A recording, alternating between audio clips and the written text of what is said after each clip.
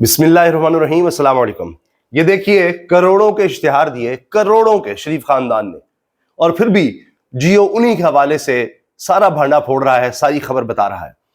किस तरह से इन्होंने डिफॉल्ट किया है, जरा सुनिए। बरतानी हुकूमत ने एक लिस्ट जारी की है अपनी ऑफिशियल वेबसाइट पर, जिसमें साबिक वज़ीर-ए-आज़म नवाज शरीफ के छोटे साहबजादे हसन नवाज शरीफ जो एवनफील्ड अपार्टमेंट्स में रहते हैं, उनको डिलिबरेट टैक्स डिफॉल्टर करार दिया गया है। जो डिटेल्स बरतानी, अब ये देखिए, आप ये उन्होंने वो डिफॉल्टर्स की जिनको जुर्माना किया गया है कि आपने जानबूझकर डिफॉल्ट किया है, आप झूठे हैं, फ्रॉडिये हैं। यानी आप कह रहे हैं बैंकरप्ट, मैं तो अब टैक्स देने के काबिल नहीं रहा, या मेरी जो कंपनी थी या फैक्ट्री थी या जो कारोबार था वो तो बंद हो गया है, मैं उस पर अब टैक्स क्या दूं। कहा गया नहीं, तुम झूठ बोलते हो, जानबूझकर तुमने डिफॉल्ट किया।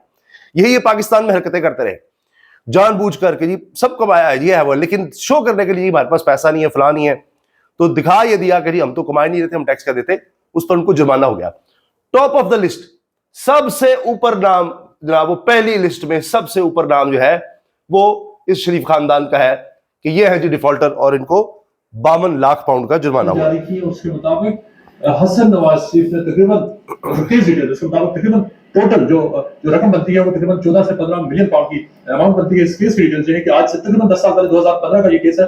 वैसे 14 से 15 मिलियन पाउंड रकम बनती है, यानी 1 करोड़ 40 लाख, 1 करोड़ 50 लाख पाउंड से 16 के दरमियान जो बरतानी हुकूमत के मुताबिक तकरीबन 10 मिलियन पाउंड का जो टैक्स था, जो हसन नवाज शरीफ ने देना था, जो ये भी ऑर्डर भी आया बैंक्रप्सी के, उन्होंने नहीं दिया। उसके बाद उनकी जो लिटिगेशन शुरू हो गई, जो रेवेन्यू एंड कस्टम्स, जिसको HMRC कहते हैं, जो टैक्सेशन डिपार्टमेंट है, रेवेन्यू डिपार्टमेंट है, उसके साथ फिर जो आज से चंद महीने कबल ये खबर सामने आई थी कि हसन नवाज शरीफ ने अपने आप को जो बैंकरप्ट डिक्लेयर कर दिया। उनकी बैंकरप्सी सामने आई थी, जो यहाँ पे लीगल गजट है उसमें उनकी बैंकरप्सी की खबर आई थी। उसके बाद पहले टैक्स नहीं दिया, फिर बैंकरप्ट खुद को डिक्लेयर कर दिया कि जनाब हम तो बैंक का कर्जा ही वापस नहीं कर सकते।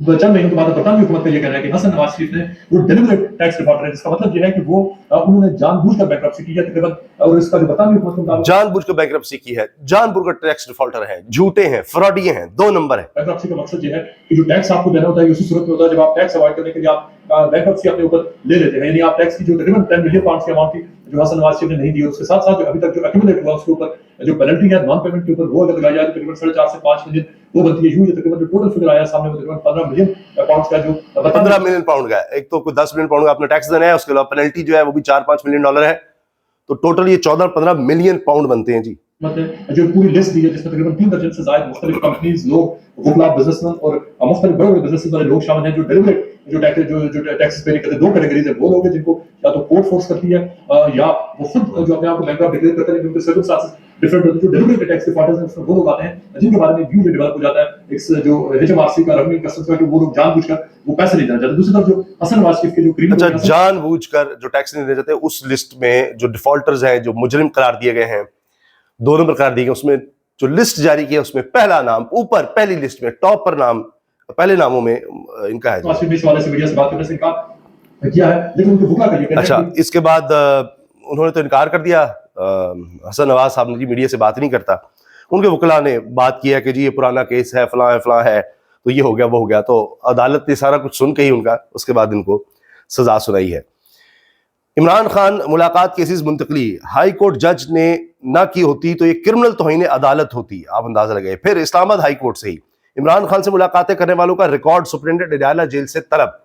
ये सरदार इसहाक खान साहब जिस तरह से वो केस चला रहे हैं, यानी उन्होंने कहा कि जी उनका अमला गया है, कमीशन गया है, उसको भी नहीं मिलने देते, तो अब बात क्या रहेगी। उन्होंने कहा मेरी तो अदालत आप बम से उड़ा दें, आप बारूद से उड़ा दें। और इमरान खान की आउट ऑफ शेड्यूल और जेल मैनुअल के अलावा भी मुलाकातें करवा रहे हैं सुप्रिंटेंडेंट जेल का अदालत में बयान। फिर अदालत ने किया कि अच्छा फिर आप ऐसा करें कि इस्लामाबाद हाईकोर्ट लार्जर बेंच में ये समाअत हुई है, और जब उन्होंने कहा ना अब ये लार्जर बेंच बना ही सुप्रिंटेंडेंट कहने पे किया है, सुप्रिंटेंडेंट जो है वो लार्जर बेंच बनवा रहा है और वो बन रहा है।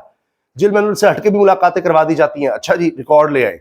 अब होगा ये कि वो कहेंगे जी हटके मुलाकातें होती हैं, वैसे भी होती हैं, तो अब इनकी मुलाकातों को बंद कर दिया जाए, कम कर दिया जाए, और इनको बिल्कुल एक आम कैदी की तरह ट्रीट किया जाए। ये सब किस लिए हुआ? क्योंकि जस्टिस सरदार इसहाक साहब ने ये कहा था कि जी हमारा अमला गया है और आपने मिलने नहीं दिया, उस पर तौहीन अदालत की कार्रवाई बनती है।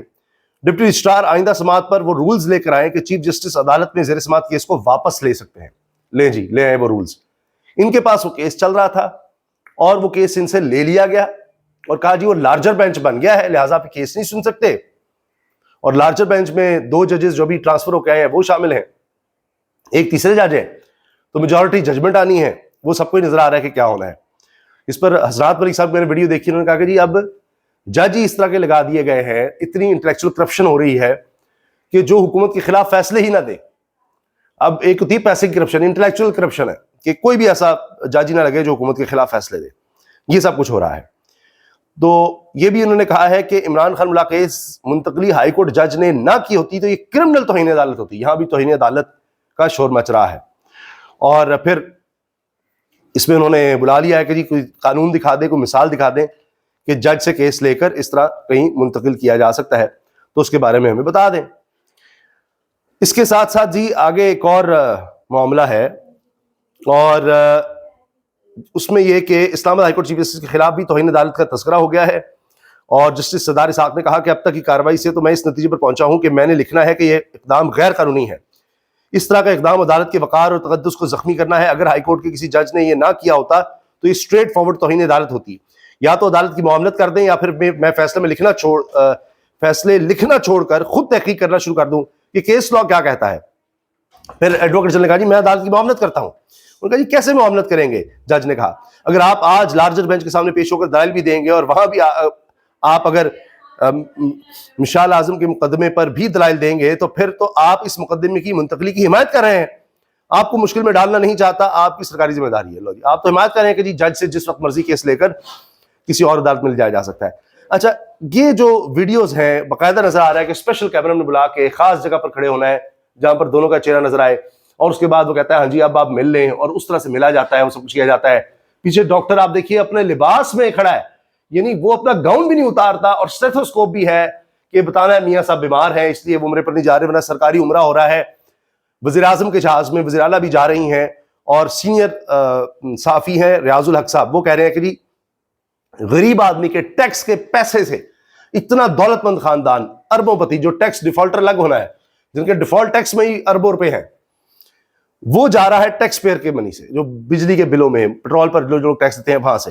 Surprise to see personal resist to taxpayers on taxpayers money. اور کہہ رہے ہیں کہ کیسے یہ سارا کچھ انہوں نے میڈیا میں بنایا ہوتا ہے, turn into full blown media spectacle, کہ کیا کرتے ہیں اس میں میڈیا میں سارا. اور یہ دیکھیں آپ باقاعدہ آپ کو نظر آئے گا کیمرہ سلومو انداز, وہ ایڈیٹنگ دیکھیے آپ کہ باقی جو ہے وہ بلر ہوں گے, یہ زوم اس طرح سے کیا کہ ان کے چہرے واضح ہوں, اور وہ پیچھے ڈاکٹر اسٹیتھوسکوپ کے ساتھ سب کے چہرے اس طرف, یہ دیکھیں کیمرے کی طرف رہے. اور یہ پھر یہ جی پھر آگے وہ سرکاری یہ نکلی ہیں, اور اس کے بعد یہ وہاں پر پہنچنے کے مناظر, ٹھیک ہے جی, یہ وہاں پر سرکاری سطح پر یہ پہنچ گئے جی, وزیر اعظم صاحب بھی جا رہے ہیں, اور یہ دیکھیں ان کے عمرے بھی, اور پورا ساتھ وہ جس طرح کہتے ہیں ٹبر والی بات, اور یہ چلے گئے جی سرکاری جہاز, اور اس کے بعد یہ عمرے پر. اب یہ وزیر اعلیٰ کا بھی کوئی سرکاری دورہ ہے پھر عمرے کے لیے, اس پر پھر تردید ہو رہی ہے. اچھا آخر میں جناب عمران ریاض نے کہا ہے کہ اظہر جاوید جو صحافی ہیں نون لیگ کے بڑے قریب ہیں, انہوں نے دعویٰ کیا کہ لندن کے ایک ریسٹورانٹ میں آپ کے ساتھ کوئی واقعہ پیش آیا, حقیقت کیا ہے؟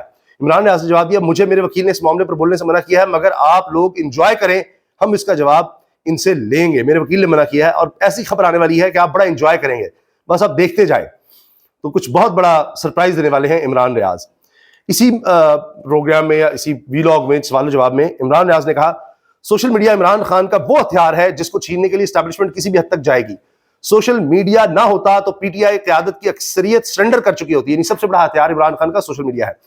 عامر ڈوگر نے جن کے نام کمیٹی میں ڈالے وہ عمران خان کا ٹویٹ تو ری ٹویٹ کر نہیں سکتے, وہ عمران خان کے بیانیے کا تحفظ کیسے کریں گے؟ جو عمران خان سے سوشل میڈیا کی طاقت چھیننے کی کوشش کرے گا وہ عمران خان کا دوست نہیں ہو سکتا. سوشل میڈیا کے ذریعے عوام کو جو شعور ملا وہ جن اب اس بوتل میں بند نہیں ہو رہا. عمران ریاض نے یہ بھی کہا, میں نے پورا ویلاگ دیکھا ہے, کہ اگر کوئی یہ سمجھتا ہے کہ عمران خان کی رہائی کے بعد یا عمران خان کہہ دے گا اور سوشل میڈیا بالکل کچھ بدل جائے گا, چینج ہو جائے گا, سب چیزیں ایسے ویسی ہو جائیں گی, تو وہ منہ دھو کر آئے. اب یہ جن بوتل سے باہر آ گئے قابو نہیں ہوگا. وہ اب ان کو صحیح غلط کی پہچان ہو رہی ہے, اور وہ اپنا حق سمجھتے ہیں, وہ تاریخ اب سمجھ رہے ہیں, اور وہ حقیقت بیان کرتے ہیں اور اس پر ڈٹ جاتے ہیں. یہ سوشل میڈیا اب لوگوں کی اصل طاقت ہے, عمران خان کی اصل طاقت ہے. اس کو اب آپ اس طرح نہیں چھین سکتے یا بدل سکتے کہ جی یہ بس تحریک انصاف کا ہی ہے, اسی کو کنٹرول کر لیں سب کنٹرول ہو جائے گا. اب یہ ہونے والا نہیں ہے. اجازت دیجیے, اللہ حافظ.